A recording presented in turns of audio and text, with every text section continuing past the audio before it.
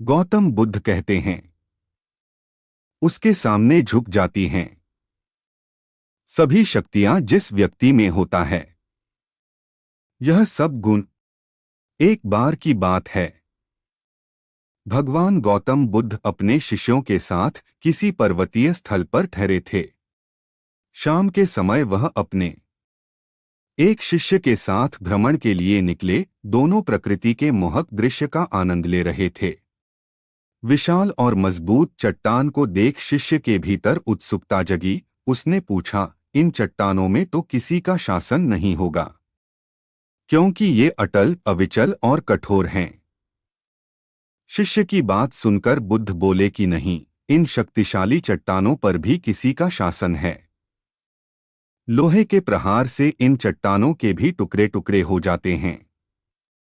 इस पर शिष्य बोला, तब तो लोहा सर्वशक्तिशाली हुआ।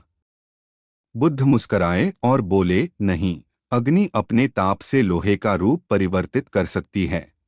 उन्हें धैर्यपूर्वक सुन रहा शिष्य बोला, इसका मतलब अग्नि सबसे शक्तिवान है। बुद्ध ने फिर उसी भाव से उत्तर दिया, नहीं, जल अग्नि की उष्णता को शीतलता में परिवर्तित कर देता है तथा अग्नि को शांत कर देता है।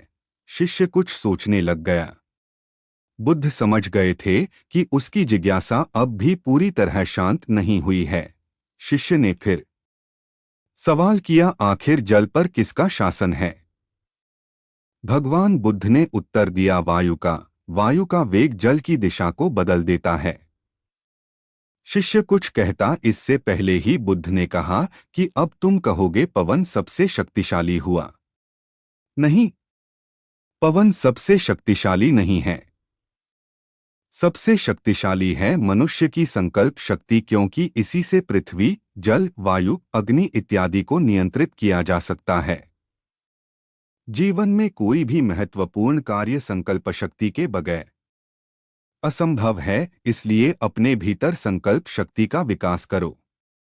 इस कहानी से हमें यह सीख मिलता है कि मनुष्य कुछ भी कर सकता है। ठान लो तो जीत, मान लो तो हार। दोस्तों, अगर आपको मेरी कहानी अच्छी लगी हो तो लाइक और सब्सक्राइब करें और कमेंट करके बताएं।